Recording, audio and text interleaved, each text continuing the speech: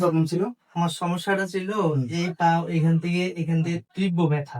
আচ্ছা, তারপর? ডাক্তারের কাছে গেছি, ডাক্তার আলতা দিছে, বলছে যে হুম। এই আপনার ইয়াতে পানি জমছে। আচ্ছা। ঠিক আছে, তো পানি জমানোর কারণে ডাক্তার বলছে ফিজিওথেরাপিতে ভর্তি হওয়ার জন্য। হুম।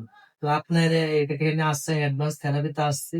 আসার পরে ইনশাল্লাহ 1 সপ্তাহ থেরাপি দেওয়ার পরে ব্যায়াম ট্যায়াম করানোর পর ইনশাল্লাহ তীব্র ব্যথাগুলো চলে গেছে আমার। আলহামদুলিল্লাহ। এখন ইনশাল্লাহ আমি হাঁটতে পারি, হাইটা বাথরুমও অনেক জায়গায় যাইতে পারি, আগে তো যাইতে পারতাম না। আলহামদুলিল্লাহ। ঠিক আছে, হুম। তো এখন ব্যথাটা এক্সাক্টলি হালকা কই ছিল যদি বলেন যে তো? ব্যথাগুলো ছিল নিচে।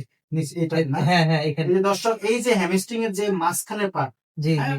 এই যে মাঝখানের যে পার্ট থাকে, বাইসেপ ফেমোরিস মাসেলে ওনার ইনজুর্ড ছিল, মানে আঘাত ছিল, মাসেলে টান খাইছিল। তো এখন আলহামদুলিল্লাহ মাসেল ফুলে টাইট হয়ে মোটা হয়ে গেছিল দর্শক, এটা জি জি প্রত্যেকটা জি ছিল। জি তো এখন আলহামদুলিল্লাহ অনেকটা ভালোর দিকে আছে উনি, পা দাবাইতে পারে জি। আলহামদুলিল্লাহ।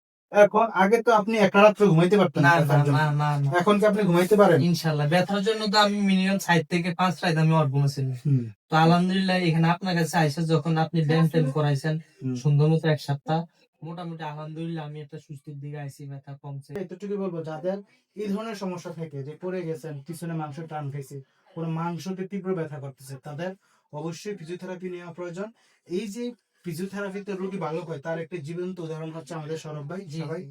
সৌরভ ভাইয়ের জন্য দোয়া করবেন, আল্লাহ যেন ওনাকে সুস্থ রাখে।